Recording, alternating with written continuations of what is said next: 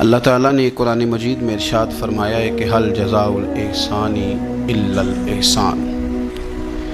فرمایا کیا ہے احسان کا بدلہ سوائے احسان کے؟ نیکی کا بدلہ صرف نیکی ہے۔ دنیا میں جو لوگ خیر کے کام کریں گے تو اللہ تعالیٰ انہیں دنیا میں بھی خیر عطا فرمائے گا اور قیامت میں بھی خیر ہی عطا فرمائے گا۔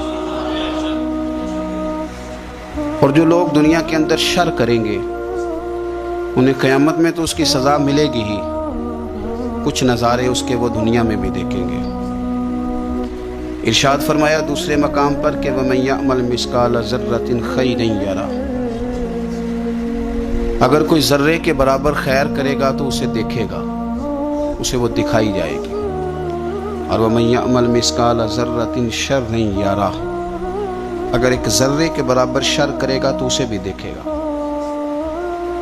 دنیا کے اندر کچھ سزائیں اور کچھ ہمارے حالات کی خرابی کا سبب ہمارے اعمال ہوتے ہیں۔ قرآن مجید نے کہا کہ وما اصابکم من مصیبت فبما کسبت ایدیکم ویعفو عن کثیر۔ فرمایا جو تمہیں مصیبت پہنچتی ہے تو تمہارے ہاتھوں کے کرتوتوں کے سبب، کسب کے سبب پہنچتی ہے۔ ویعفو عن کثیر، بہت ساری چیزیں تو ہم ویسے ہی معاف فرما دیا کرتے ہیں۔ زندگی دنیا میں رہتے ہوئے بھی انسان کو کچھ سبق دیتی ہے۔ اگر آپ فصل زمین میں بوئیں تو چاول کا بیج بوئیں گے تو وہاں چاول اگے گا، گندم نہیں اگے گی۔ اور اگر آپ کاشت گندم کریں گے تو گندم ہی وہاں سے اگے گی، وہاں سے چاول اگ سکتا نہیں۔ یہ نہیں ہو سکتا کہ آپ زندگی میں لوگوں کو تکلیفیں دیں اور خود آپ آرام سے سو جائیں، یہ ہو نہیں سکتا، یہ ممکن نہیں۔ دو جملوں میں میرے نبی پاک صلی اللہ علیہ وسلم نے ہمیں بات سمجھا دی ہے۔ اللہ کے رسول صلی اللہ علیہ وسلم نے فرمایا کہ تم اللہ کے بندوں پہ رحم کرو، اللہ تمہارے اوپر رحم فرمائے گا۔ لیکن بندوں کے بارے میں بندوں کا رویہ سخت ہو، اس کا لہجہ رب کریم کے بندوں کے بارے میں تلخ ہو، اس کے دل میں رحم کے، کرم کے میٹھے جذبات ہی نہ سرے سے ہو، اور وہ کہے کہ میرے بارے میں نرمی کی جائے، تو یہ ہو نہیں سکتا، یہ ممکن نہیں ہے۔ ہم کیا کرتے ہیں؟ ہم اپنے تھوڑی دیر کے سکون کے لیے بہت سارے لوگوں کو تکلیف میں مبتلا کرتے ہیں، بلکہ بعض لوگ تو ایسے ہیں جو دوسروں کو مصیبت میں دیکھ کر خوش ہوتے ہیں، ان کو قلبی راحت نصیب ہوتی ہے۔ کسی شخص کو مشکل میں دیکھتے ہیں، پریشانی میں دیکھتے ہیں تو بڑا انہیں سکون میسر آتا ہے، اور میں نے دیکھا ہے کہ بغلیں بجاتے ہیں اور وہ باقاعدہ دلائل دیکھے ہیں، دیکھا نا ہمارے ساتھ ایسے کرتا تھا تو آج اس کا کیا حال ہو گیا ہے۔ باقاعدہ لوگ یہ کام کرتے ہیں۔ وہ ہمارے درویشوں نے اپنے رنگ میں بھی ہمیں بڑے مسئلے سمجھائے ہیں، پر اللہ کرے ہماری سمجھ میں بات آئے۔ اللہ کے بندوں نے نا سادی کر کے باتیں، سادی کر کے اور نرم کر کے اور ہمارے مزاج اور طبیعت کے مطابق ہمارے ذہنوں میں اتارنے کی کوشش کی ہے۔ اگر ہماری سمجھ میں آئے، دیکھیں نا درویش کیا کہتے ہیں دشمن مرے تو خوشی نہ کریے۔ دلیل کیا ہے کہ سجنا بھی تے مر جانا ہے نا۔ یہاں تو یہ کہنا کہ دشمن مر گیا تو دوست نہیں مرے گا، تو کس طرح سادہ کر کے اور عام فہم کر کے اور ذہن کے قریب جا کے بات سمجھاتے ہیں۔ کہتے ہیں کس بات کا چاؤ کر رہا ہے تو؟ دشمن مرے خوشی نہ کریے، او پائیا سجنا بھی مر جانا ہے، ڈیگر تے دن آیا محمد اوڑک نو ڈوب جانا ہے۔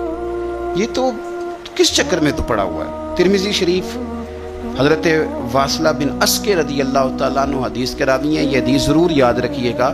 میرے نبی پاک صلی اللہ تعالیٰ علیہ وسلم نے فرمایا اپنے بھائی کو مصیبت میں دیکھ کے خوشی کا اظہار نہ کرو، اسے تکلیف میں دیکھ کر کبھی خوشی کا اظہار نہ کرو، ورنہ حضور فرماتے ہیں اللہ اس پر رحم کر دے گا اور تمہیں اس مصیبت میں مبتلا کر دے گا۔ کبھی بھی دشمن مرے تو کدے خوشی نہ کری، کیونکہ سجنا بھی تے مر جانا ہے۔ کبھی اپنے بھائی کو مصیبت میں دیکھ کر، آپ یقین کریں کہ میں نے دیکھا ہے کہ بھابھی کا خاندان کسی تکلیف میں آ گیا ہے تو وہ بجائے اس کے کہ ان کے لیے دعا ہوتی، لیکن شریکہ چل رہا ہے نا، وہ تبصرے ہوتے ہیں کہ میں نے تو پہلے ہی کہا تھا یہ لوگ ٹھیک نہیں۔ یہ بامروت، با اخلاق اور وفادار لوگوں کا یہ رویہ ہی نہیں ہوتا۔ وہ تو گہرا دشمن بھی ہو، گہرا، اس کے بارے میں بھی دیکھیں نا، میرے نبی پاک صلی اللہ تعالی علیہ وآلہ وسلم کافروں اور منافقوں پر نرم دل نہیں تھے؟ ان کے بارے میں بھی حضور دعائیں کرتے تھے کہ اللہ انہیں خیر کی توفیق عطا فرما۔ تو کبھی بھی کسی کے بارے میں اس طرح کا رویہ اختیار نہ کریں، ورنہ وہ وقت دور نہیں کہ جب آپ اسی طرح کا ہمارا معاملہ عیب تلاش کرنے کا ہے۔ میں کس طرح کھول کے آپ کو یہ بات عرض کروں کہ لوگوں کا دل کرتا ہے کہ ہمیں خوبیاں نہیں کمیوں کا بھی پتہ چلے۔ ٹٹولتے ہیں کہ تو وہاں نہیں جاتا، تو جاتا تھا تو اب کیوں نہیں جاتا، اور تو اگر جاتا ہے تو پھر تو کوئی کہانی سنا، کوئی بات چھیڑ۔ یہ ہمارا مزاج ہے، ہم چاہتے ہیں۔ میرے رب نے ہمیں محدود بنایا ہے، ہم لامحدود کیوں ہوتے ہیں؟ اللہ نے ہمارے اوپر رحم فرمایا ہے کہ ہمیں دیوار کے پیچھے نظر نہیں آتا، یہ اس نے کرم فرمایا۔ اگر ہمیں نظر آتا ہوتا تو کتنے پردے کھل جاتے، اور بہت ساری چیزیں جو پردوں میں رہنی چاہیے تھیں وہ پردوں میں نہ رہتی ہیں۔ اس نے کرم فرمایا ہے کہ ہمیں دیوار کے پیچھے نہیں سنتا، اس کو کرم سمجھو، پردے نہ کھولو۔ اگر ہمیں یہ خبر ہوتی کہ سامنے کیا ہے تو بہت سارے ہمارے معاملات خراب ہو جاتے۔ اس کا شکر ہے، اس کا کرم ہے۔ یہی بہتر ہے کہ پردوں میں وہ پردہ پوش رہے، اور وہ اگر پردے اٹھا دے تو کسے ہوش رہے۔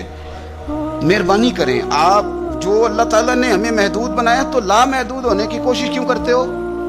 جہاں اس نے رکھا ہے وہیں رہنے کو اپنے لیے بہتر جانو، وہیں، ورنہ